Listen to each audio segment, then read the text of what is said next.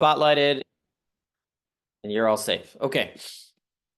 So it's great to see you all back here for this wonderful class in the Tanya. We took a little hiatus for Hanukkah, but glad we could come together today. Um, Today's class is a really important one because we are finally going to get to the this chapter that we've been talking about for a while. And the chapter that we're going to discuss here, we start off a section that covers 9 chapters. There's one chapter in the middle, it doesn't fully belong, but there's 9 chapters that discuss emotions. And as I said last time, I find it very interesting the way the Alter Rebbe placed the Tanya, the way he placed it in the middle. He begins the Tanya telling you how things should work, how basically, if you, in short, if you, um, if you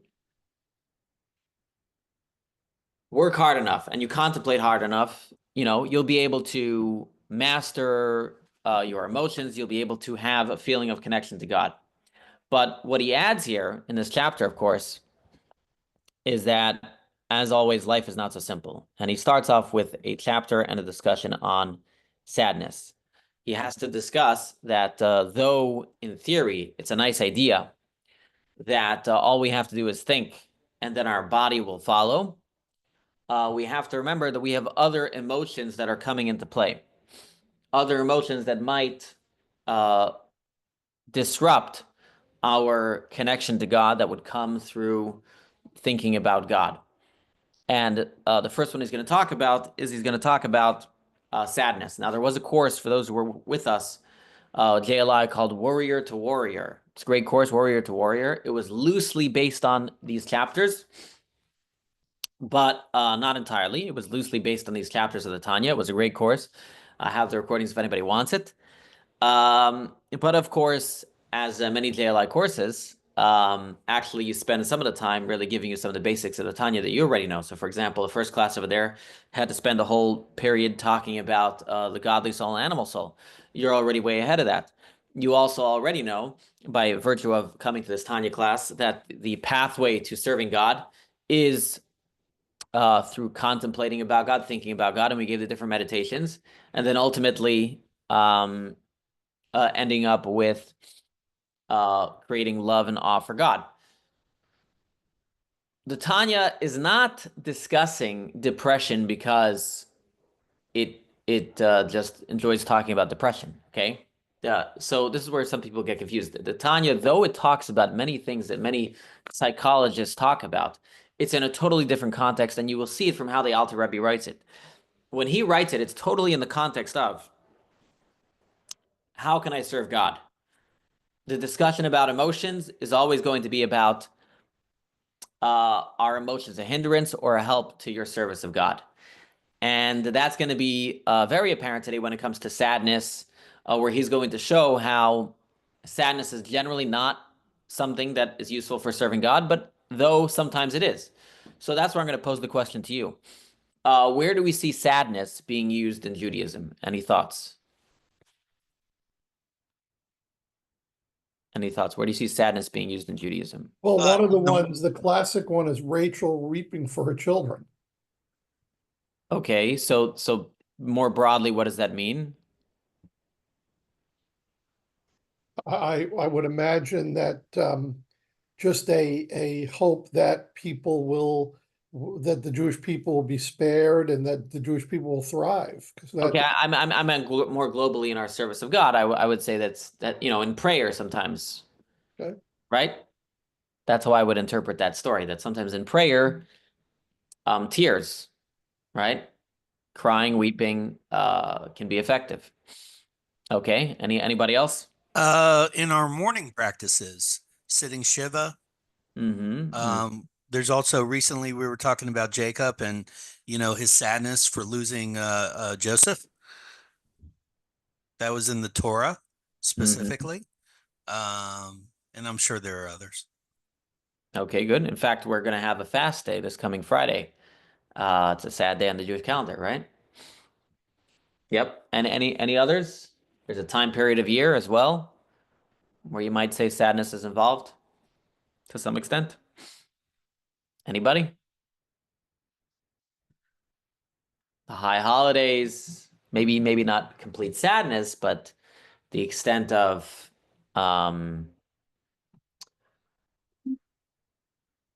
feelings of yeah, you're bitter or you're sad or you're upset over your past. You might cry over your past. So sadness is definitely not taboo in Judaism in the service of God. What he's going to present here is we have to be very careful with sadness. We have to be very careful with it because actually it is dangerous. It's kind of like a medication. It can have unintended side effects, can have unintended consequences. And therefore, we want to avoid sadness when we can. Now, sadness can come from different elements of our life. Sadness can come from the physical, sadness can come from the spiritual. What is a more likely scenario that you're going to be sad from physical or from spiritual things? Any thoughts? I'm probably going to say the spiritual. Yeah, you typically more sad from your spiritual state of affairs that you're not doing enough mitzvahs, or because you're having trouble paying the bills? What's a more likely scenario? Both. I don't know. I could just talk for myself. I'm more likely to be sad over the fact that that I um I can't pay the bills over that I didn't daven well. You know, in fact, there was actually a Farbrengen with the Rebbe many years ago. The Rebbe used to get letters from Jews stuck in the USSR and the Soviet Union and Russia. And one time he got this letter from a boy who sent a letter to the Rebbe, and the Rebbe was crying at the Farbrengen about it. He said, "Look, here's a kid living in Russia, and he sends me one small letter that he can smuggle out of Russia. And what do you think he asks? He doesn't ask for an easier life. He doesn't ask to go free. All the kid wrote in his letter was, Rebbe, what should I do that I can't daven properly?" And the Rebbe was like so taken by that letter that, wow, here's a person who's living under hardship, tyranny, and all he's worried about is what should we do that I can't daven? But I think that's the exception, not the norm. I think for most of us, our sadness comes from physical ailments. So the reason I'm giving you this entire introduction is to tell you like this: the Tanya is going to go on to going to first make the case that sadness is going to disrupt your service of God. It's going to disrupt everything we've said till now. So he's going to first set the stage. Sadness is not helpful. Number two, he's going to point out that even in those cases where sadness is warranted, or Judaism may seem to say it's a good thing, it's not the sadness itself; it's the benefit that may come out of the sadness. So he's gonna explain it from a as I always say, the Alter Rebbe is always talking to the scholar and the layman. The layman doesn't want to be sad because we don't want to be sad, right? I just don't want to be sad because I don't like being sad. The Alter Rebbe, though, has to explain it from a religious perspective why being sad is bad. Then in the third section, he's going to go on to where your sadness might be coming from. And so he starts off with the most common one, which is physical sadness. Then he's going to go on to the spiritual sadness. How far in these areas we're going to get to today, I'm not sure. But we're going to start first section, which is if you have 295, 296. And in this, we're going to discuss why being sad is not good. And he's going to make a very simple point that, and this is something that those who study emotions as well realize, and I've spoken about this the last couple of weeks as well. The Alter Rebbe realizes very much that we are driven by our emotions. And therefore, the Tanya wants us to contemplate things to create good emotions. But at the same token, we understand that a negative emotion can prevent a positive emotion from sprouting. So for example, if someone is facing a bad diagnosis, okay, they're going to have trouble at a happy event to truly be there and be present and enjoy, right? They're going to have trouble to fully feel that. And the same thing, the Alter Rebbe is going to make the argument. If you are feeling sad, you're going to have a very tough time creating the love for God. You're going to have a very tough time creating the awe for God. You're going to have a very tough time creating the feelings that we need for Judaism. And as he's going to explain, is that these feelings are in the context of the Tanya. Let me put it this way. In order to create feelings towards God, we have to overcome the evil inclination. Remember, this all goes in the context of the Tanya. The Tanya has always seen a battle of the godly inclination versus the evil inclination. So even if we were to argue that the sadness that you're experiencing is coming from your godly inclination, even if we were to say that, which is not necessary, which is probably not the case, but even if your sad feelings are coming from your godly inclination, those feelings of sadness are not going to allow you to win the war. It's all about winning the war. Remember, you have one body, and your body can only be controlled by one side at a time in any given area. Well, I shouldn't say one side at a time. You can have certain different parts of you that are controlled by different parts. But on a whole, it's a war. Who is going to control your feelings of love? Who's going to control your feelings of awe, of fear? If you are fearful about your mortgage, you're going to have trouble having fear of God, or awe of God. So because we understand that it's a war, putting it specifically in that context, therefore, Rabbi says that sadness has to be out, because you cannot win a war when you're sad. There was a story with the Tzemach Tzedek, the third Chabad Rebbe. It was a very difficult period of time for the Jewish people. There are many different decrees against the Jewish people at that time, and he went on to an army base to visit what was known as the Kantonistim. The Kantonistim were young Jewish children who were conscripted to the Tsar's army, and he went to visit them, and they told the Rebbe, help us spiritually. And so he told them he was in a very bad state of mind. So he said, tears will wash away everything. Let's cry to Hashem. And they told him, and so the soldiers told the Tzemach Tzedek, we learned in the army that you don't conquer a city with tears. You conquer a city with a march. Every army goes out with a march, right? If a team, if a team playing a sports game, says, we better win or else we're going to go home, right? No, you don't say that. You say we need a win because we really want this. They come up with a march. They come up with a band. You have to come out with joy in order to win a battle. Even if you are the better team in the battle, you need to have joy. If you're slow and sad, you're not going to win. So this is the idea. One second. That in order to once we understand that what's going on here is a war, that's what I'm getting to. The unique, we always have to see what the unique perspective of the Tanya is. The unique perspective of the Tanya in sadness, because every religion will probably tell you sadness is generally not good. Although some might tell you joy is also not good. But I'd assume most some religions we have to be serious. I saw actually recently some post. I was on Facebook. I was looking for something, and I saw somebody posted, "Where can I find a house of worship that doesn't have too many jokes?" I don't know. Maybe they really have too many jokes there, but I don't think they would like my jokes. Maybe nobody likes my jokes, but that's another story. But either way, thank you for the vote of confidence. But the unique perspective of the Tanya is that we're in a battle, we're in a war. There's a war going on over here. And when you put it in the perspective of a battle, then sadness is really not allowed. In other words, we all understand that life requires joy. Joy is a component of life. Maybe you don't understand, but just for example, the Rebbe used to point out that children are naturally happy. When children are crying, we know something's wrong. Ideally, that's how an adult should be also, that you should only cry when something is wrong. The natural state of a human being should be joy. But unfortunately, as we get older, we get jaded, and we might have a negative outlook on things. And the Alter Rebbe is first laying the groundwork. So I'm not getting into yet how you make sure you're joyous. We'll get to that soon. But the groundwork is that sadness is going to prevent you from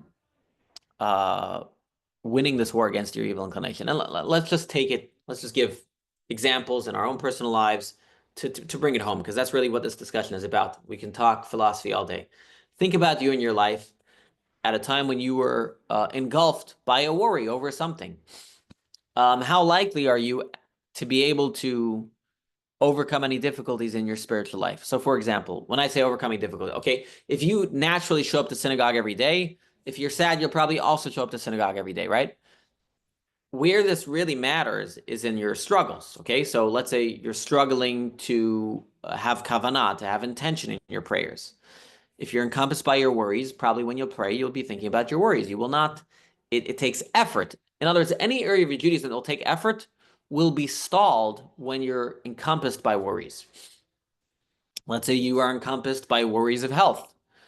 Okay, let's say those things weighing on your mind, you're waiting on a result, or you've been to the doctor and they say you gotta do this and that and whatever it is. So if you're being weighed down by that, and you've been trying to, let's say, study the weekly Torah portion, you'll most likely spend your evening Googling all the latest things, or watching TV or going down a YouTube rabbit hole or something. You will not be able to put in the required effort that will require you to do that commitment that is beyond your natural. Again, so my point is here is that the things that we do every day will most likely still do every day, even when we're sad. Okay, if you get into a real state of depression, that's another story. But we're talking about general sadness. General sadness. We're not talking about depression. That's a whole other animal.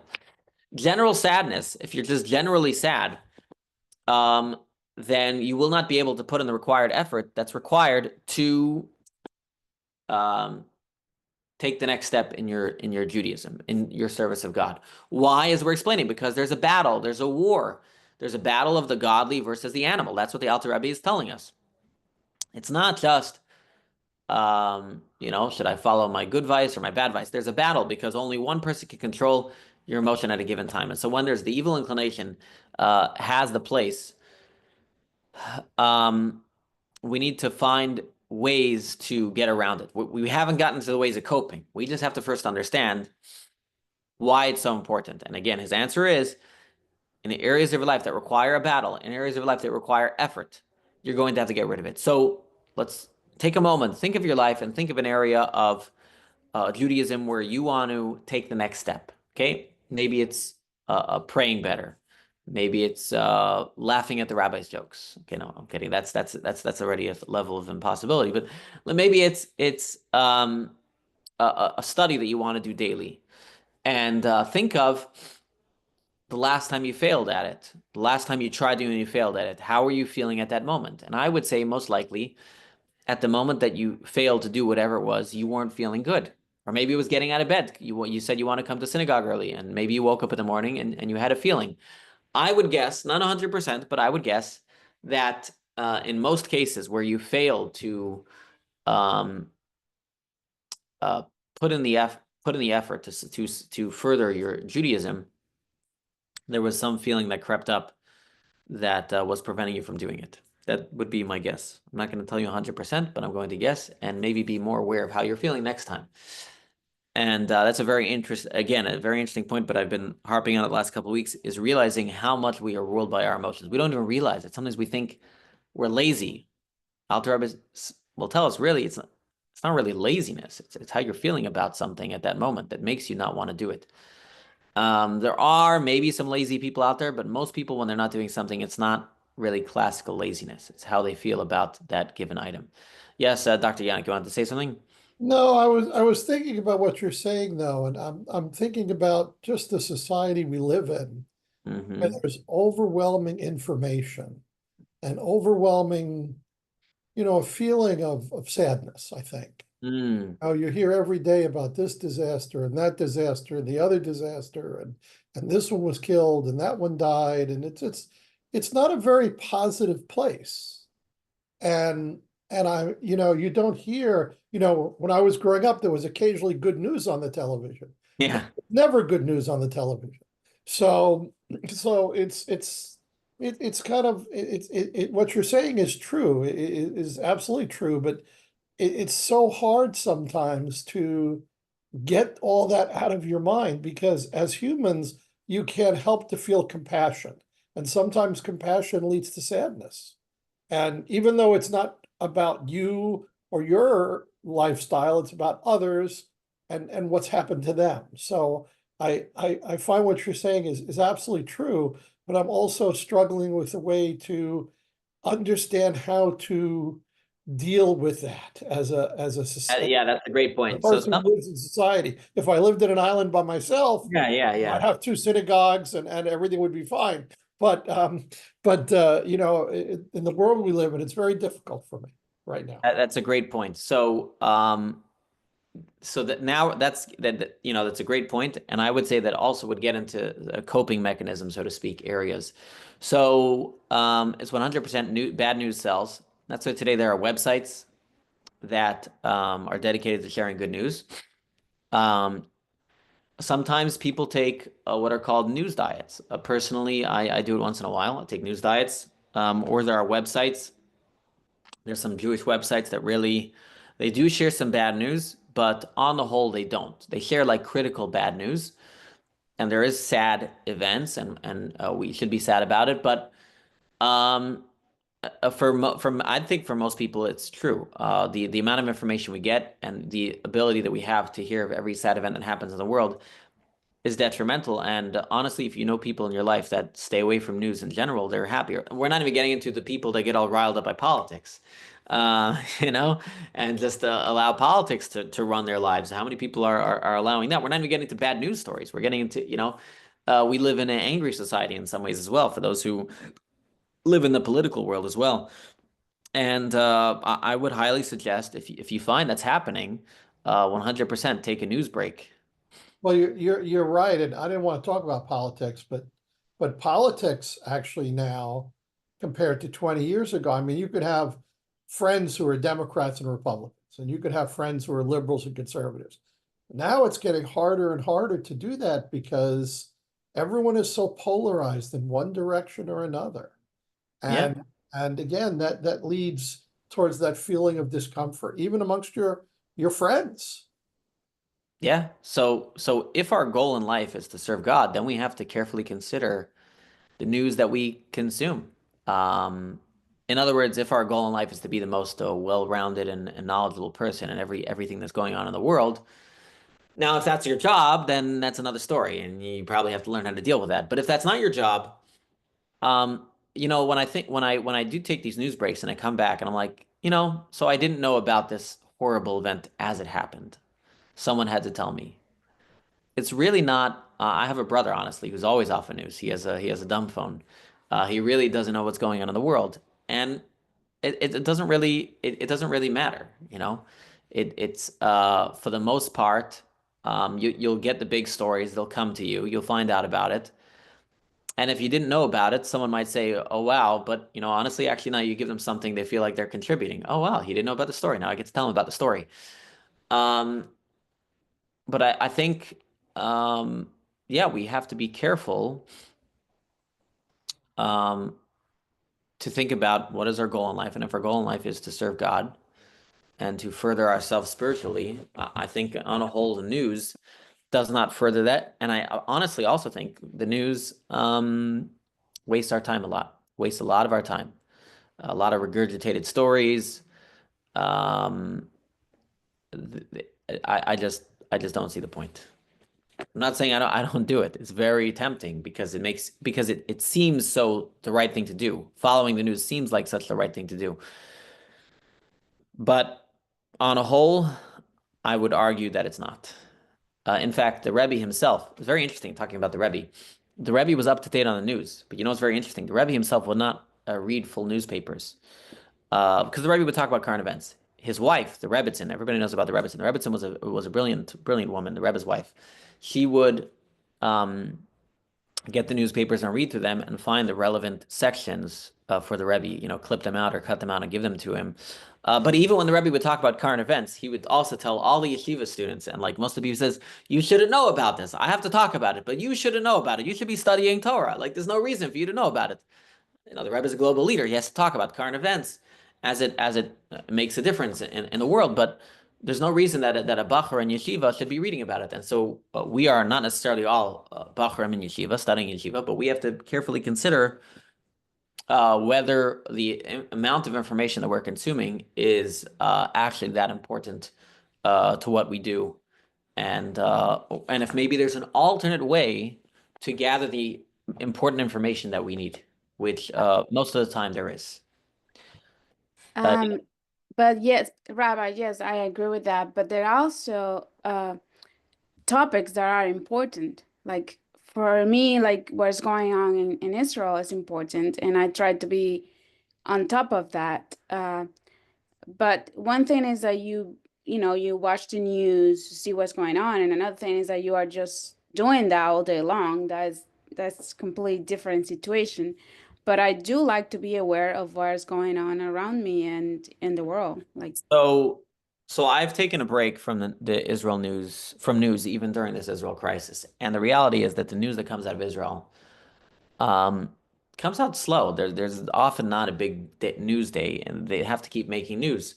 What's more important, in my opinion, for the Jewish people in Israel is that I don't need to know the latest ballistic missile attack, or maybe you will know about it. But what's more important is that you support Israel, is that you do Torah mitzvahs for Israel. When we spend more time reading the details of everything that's happening in Israel, I don't see how it's benefiting them, unless I am personally, unless I'm on the news and I'm fighting disinformation or something. But on a whole, for me to know the details of every section of the war that's going on, even me as a rabbi, I'm not sure how it's important that I could read about it afterwards. I'm just like, again, like if I go to the Times of Israel, okay, I'm telling you, I'm preaching, okay, I'm not necessarily acting on all this because I take breaks and sometimes go back to it. It's very tempting. All right, so you read all the news. Like, was it really necessary for me to read all this news? Like, I need to read the important pieces of news, or I need to see, and usually I'll find out the important pieces. So yes, we could be abreast of what's going on in Israel. But the extent that we're involved in it, I don't know that it's beneficial to Israel. For some people it is, but I think for most people it's not. but I'm not saying that it's necessarily beneficial to Israel, but it is good for us to be aware of what's going on because it can happen here at some point. Oh, you think you feel you're safe because we're in the United States and yada yada yada, but are we really? I do like to be aware of everything that's going on in Israel and also in the United States. And I'm not a person that is watching the news all day long, but I do take some time during the day to read what's going on. So here I'm gonna say, if you have a tracking app, find out how much of the day you're spending on the news. Um, Now many people spend many, many hours on the news without even realizing it. Hours, no way. Yeah, I'm not gonna say. See, I can't give you a broad answer. I can't really give you an answer whether you are spending too much or you're not spending too much time on the news. What I will say is we also have to incorporate, to some extent, faith in this as well. Is that though, yes, can these things happen in America? Yes. But then also we have to relinquish our control over what happens in the world in general.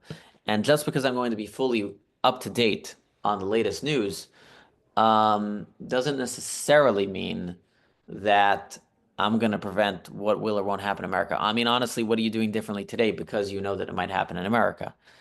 Um, Actually, I am actually more aware of my surroundings. Like I go to a supermarket. I used to be very naive and like everybody is like I think everybody is good and blah blah blah. But now I see something and I'm just always on the lookout. And um and I actually feel safer in a way about that by doing that. I would also just to answer your question, Rabbi, Yeah. what can we do that we may not have done before? And just to give one example, more and more Jews these days are buying guns because we're seeing how dangerous things can be. And it was never like in this country a Jewish thing to have a gun. And I know a lot more Jewish people who would never have thought about that, but now Right. So I understand what you're saying. Well, all I'm saying is that the we have to be careful the amount of information that we're consuming, whether that actually makes a difference. In other words, being generally aware, yes. Um, even then, we can debate. You know, there's always the debate. You know, is the person walking around blissfully unaware?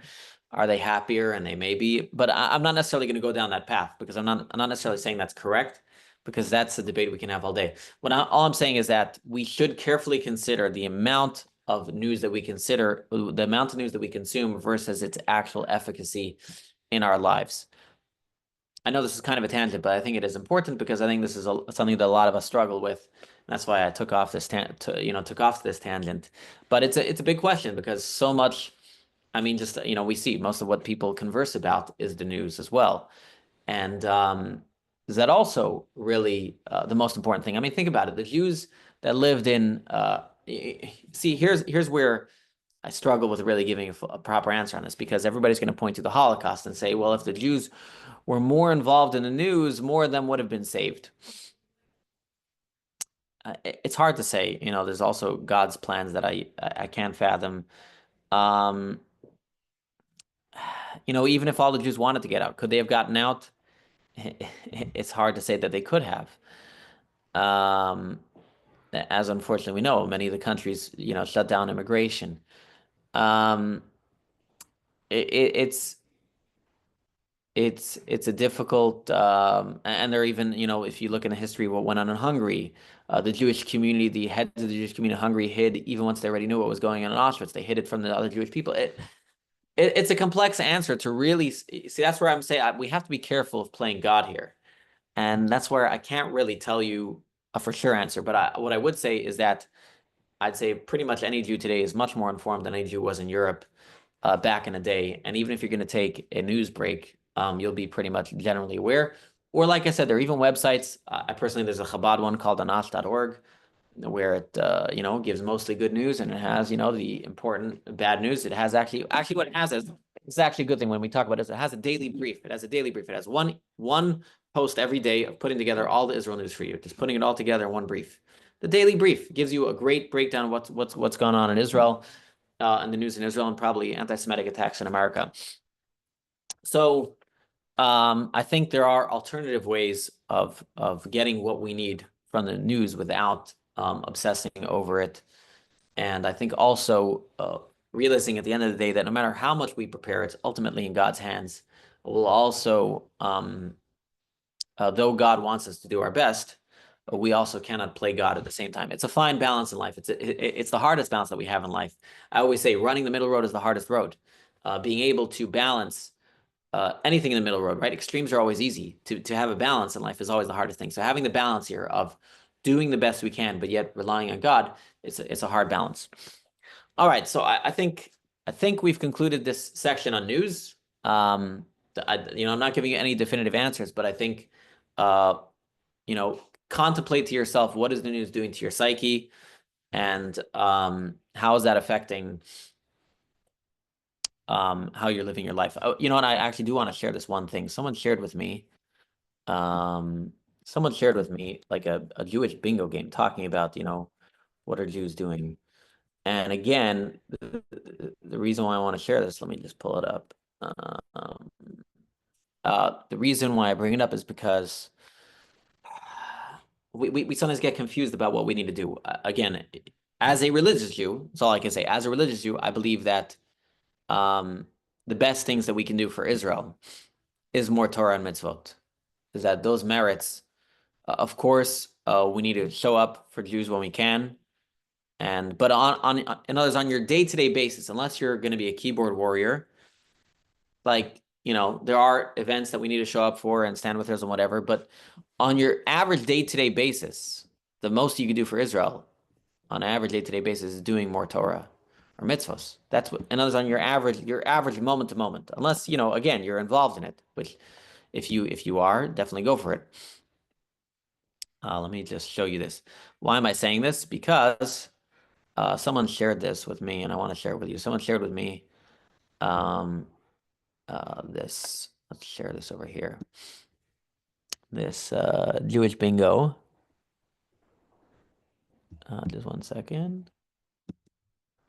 No, let's share this. Okay. Someone shared with me this. All right, so here's a bingo game. All right, of Jewish bingo.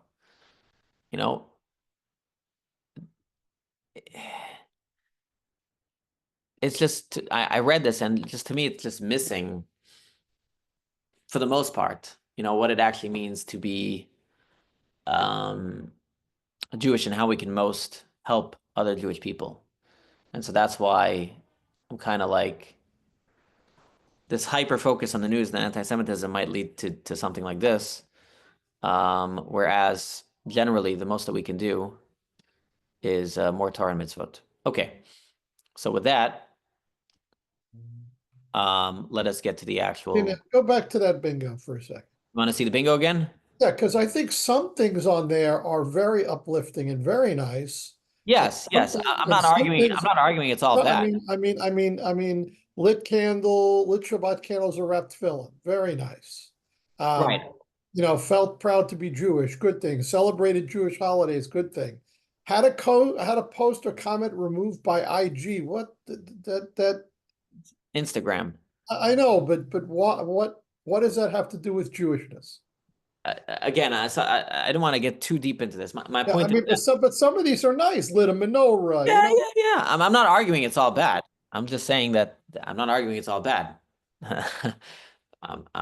Right? It's a start, but my point being is my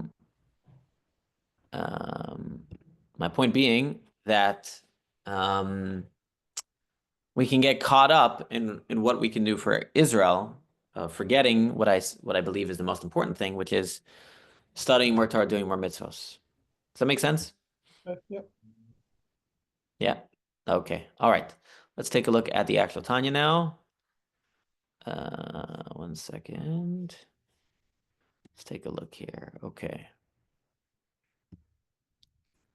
All right. Let's take a look here. Okay. So here we have the actual Tanya. Tanya says like this. All right. But the following must be made known as an all-encompassing principle, something to bear in mind always.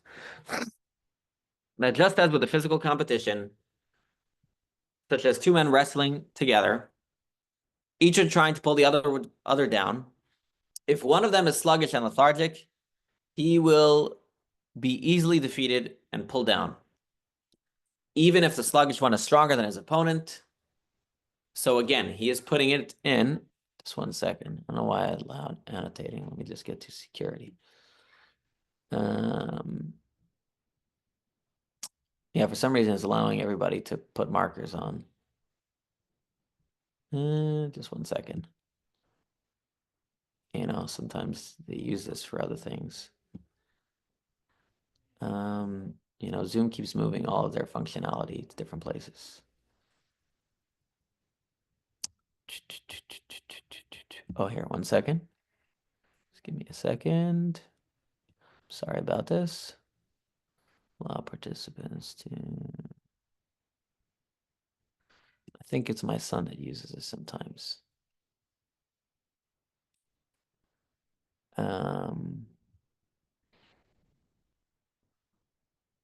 Or blame it on the innocent. Go ahead. Blame it on the innocent children. He does. I know my son is in online school, so he sometimes, sometimes, what do you call it? He sometimes uses my computer to, when he needs to meet with his friends.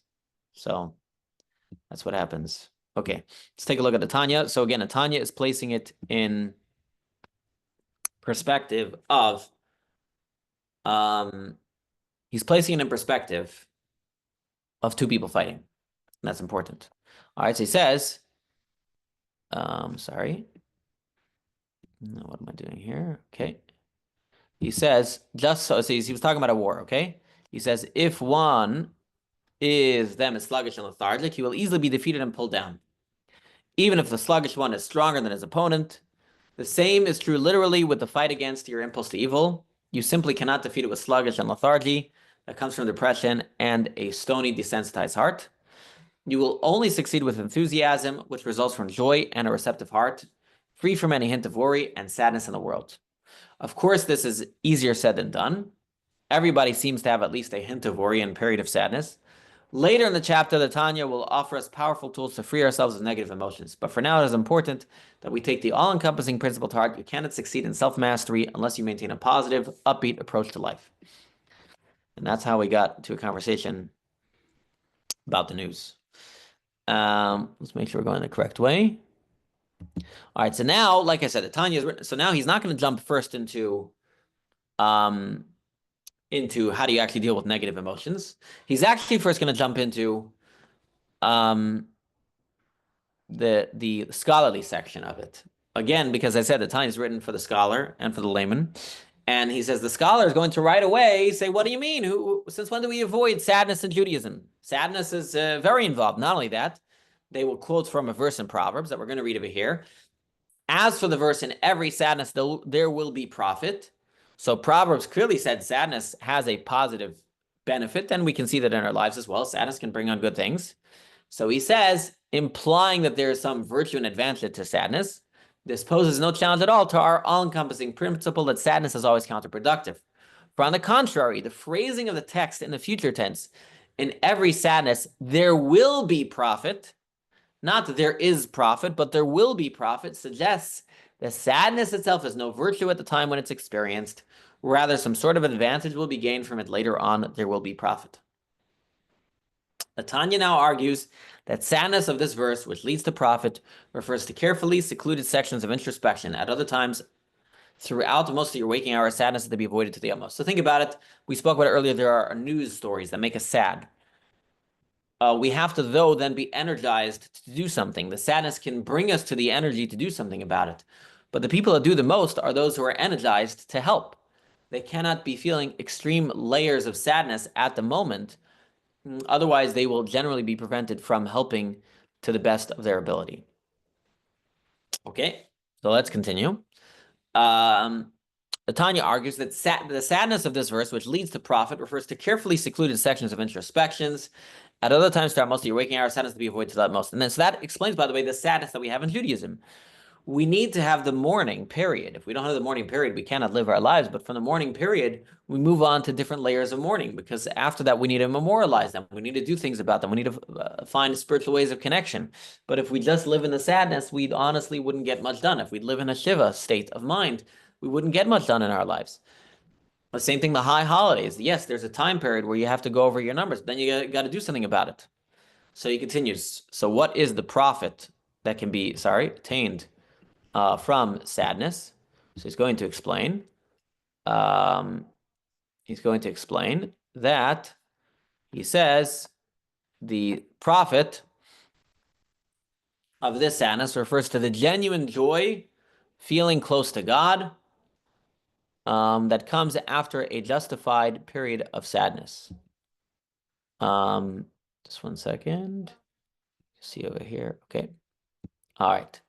So the profit is the feeling of joy and closeness to God that comes after a justified sadness over your transgressions, with a bitter soul and a broken heart experienced at specific times dedicated to introspection. So let's look at this in the yearly cycle, right? So let's say Rosh Hashanah Yom Kippur, that holiday season ends off with Sukkot Simchat Torah, which is the most joyous season. Sadness always must lead to joy, because if it doesn't lead to joy, the sadness is useless. Now he continues. Through the sadness and introspection, the impure spirit and the Sitra Achra will be shattered.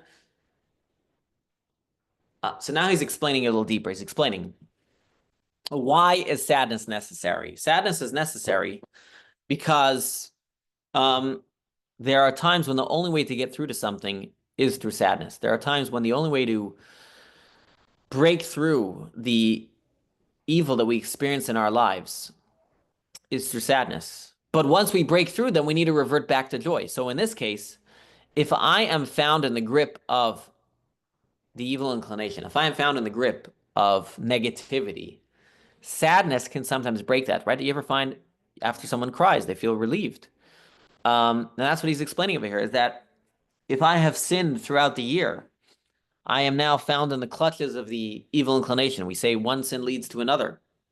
I need to have a moment where I cry and I break free from that. I need to cry and break free. And after I cry and after I break free, then I'm breaking I'm breaking this wall that separates, as we read here. as we read here on the next page, we're breaking this wall that separates between us and God, as he says, as well as the iron wall which interposes between you and your Father in heaven. As the Zohar states, a broken spirit, a heart is broken and contrite, and do not reject God. As we learned in chapter 17, your transgression creates a barrier of negative energy which separates you from God, an iron wall which interposes between you and your Father in heaven. This negative energy barrier can be overcome by a broken spirit, a heart that is broken and contrite. That is the profit that will arise after a carefully executed session of soul searching and sadness. And then, when you break the negative energy barrier, the preceding verse will be realized. Let me hear tidings of joy and gladness. Restore me to the joy and salvation, sustain me with the generous spirit. So sometimes, why is crying such an important feature of teshuvah, the repentance process? Because the sins themselves create a barrier. In other words, not only is the sin itself bad, but the sin itself makes you distant from God. We find it very often as after, right? That's why we find if we do a sin once, it's easier to overcome that. If you do a sin multiple times, you become desensitized to it. The only way to break out of that is through a good sadness and crying session. But after that sadness and crying session, then you need to be joyous. Now, by the way, it's not the only way to break. You can also break through with joy, but there are different ways of breaking through the evil. But one of those ways is through sadness. And then he continues. And then when you break the negative, all right, the above discussion sheds light on a Kabbalistic custom. So there's a Kabbalistic custom which we don't do nowadays, and it's called Tikkun Chatzot. Jews back in the day used to wake up in the middle of the night, and they used to mourn over the temple and cry to God, and it's called Tikkun Chatzot. So I don't really know anybody that does it today, but it's ancient. When I say ancient, it's actually not so ancient. It was very common even 100 years ago. Let's continue. And this is the basic reason why Rabbi Isaac Luria introduced the practice of saying the Psalm 51 after Tikkun Chatzot, midnight prayer, before the study, which follows, so that the study should be with true joy of closeness to God, which comes after sadness. Tikkun Chatzot is a service mourning the destruction of the temple, consisting of selected psalms, confessions, and dirges, to be recited, I don't know how you pronounce that English word, to be recited at midnight by the individuals or a small group sitting on the ground. It was instituted in the 16th century in the Kabbalistic circles of Safed. Nowadays, it is barely practiced. Tanya notes that Psalm 51 was appended to Tikkun Chatzot to ensure that the sadness of the service would yield its profit and shift the worshiper to a mood of joy amid the awareness that his negative energy field had been shattered. And that's the point. Again, we don't do this, but the idea, what we can learn from it, back in the Alter Rebbe's day, when we wrote the Tanya, many people did it. But today we don't do it. But the point that we can learn from it is that they had a period of sadness, after which they would get to joy. And now he's going to say something even more. He says, for such a joy as this which comes after a period of melancholy is superior precisely like the advantage of the light over darkness. What he's saying here is not only does the sadness allow you to feel joy, but when you are joyous after you are sad, it allows you to be even more happy. Just like it's nice, right? When it's bright after it was dark, you're very happy, right? You're stuck in a cave and you finally find the exit. Oh, the sun, it feels so beautiful, shining warm on your face. Feels so great. The joy that you get after you've been sad should be a greater joy. So often we feel sad and we want to wallow in it, want to sit in it. Gideon says, no, the sadness is to allow you to then come to a greater joy than you would have been at before. And as he's going to continue, he's going to prove this from King Solomon's words, as the Zohar states on the verse from King Solomon, and I saw that there's an advantage to wisdom over stupidity, like the advantage of light over darkness. The advantage of light over darkness could also be read as the advantage of light that comes from darkness. That's how the Zohar reads it. Not light, there's an advantage of light over darkness. Light that comes from darkness is greater than regular light. And similarly, your joy is powerful and it's a product of some serious soul searching and the feeling of pain over your mistakes and shortcomings. Look up in the Zohar, and this should be already enough for the wise. And this goes back to, by the way, something we discussed earlier in the chapters about how sometimes our sins can be a catalyst for greater connection to God. So there's just a general concept is that sometimes when you've experienced negativity, it allows the positivity to be even greater. So if for whatever reason there's something in your day that makes you sad, know that then the joy that comes from your sadness should be even greater. He gives an example here. We don't need to read the example. Okay, let's just continue reading because I want to finish this section before we end off today. Now he's going to, he's already, number one, he said, don't tell me sadness is good because the verse in Proverbs says that from every sadness there is a benefit. He says it doesn't mean the sadness itself is good. It means from sadness you can come to something good. From sadness you can come to greater joy. But if you wallow in the sadness, there's nothing beneficial to sit in sadness itself. Now he's going to bring a verse that tells you explicitly that sadness is bad. He says in scripture is explicit about this fundamental importance of eliminating sadness. Because you did not serve God, your God, with joy and with gladness of heart, from an abundance of everything. Therefore, you will serve your enemies, and whom God will send against you amid anger, amid hunger, thirst, nakedness, and total destitution. And the Arizal's commentary on the verse is well known.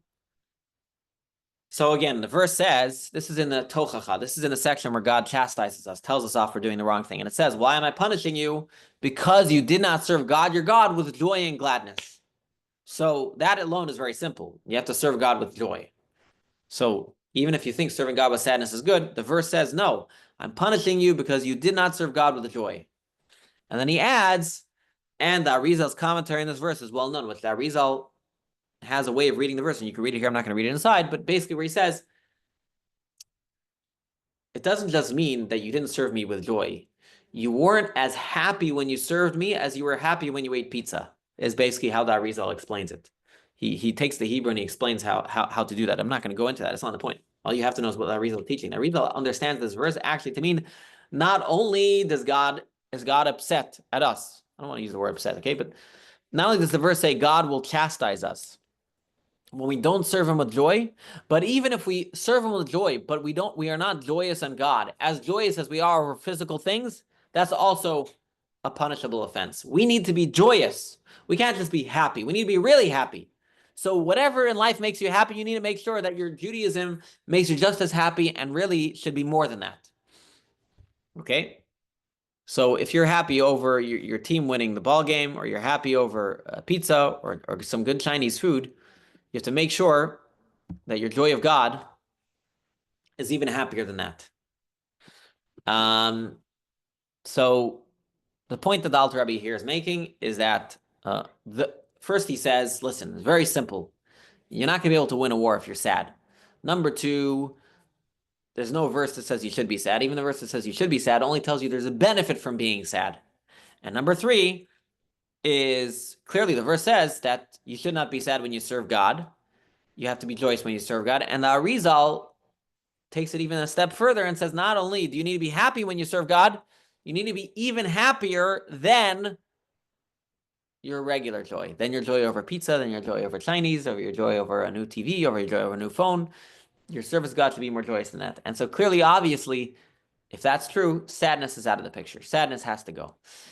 How do we actually deal with sadness? Well, this week we discussed some things about the news, but the Alter Rabbi is going to discuss next week, in our next week's discussion, how do we deal with sadness that comes from physical troubles, health, wealth, money, children, whatever it is in life that's causing us sadness. How do we deal with it? And that is for next week. So thank you all for coming. We're going to stop recording, and I thank you all for joining.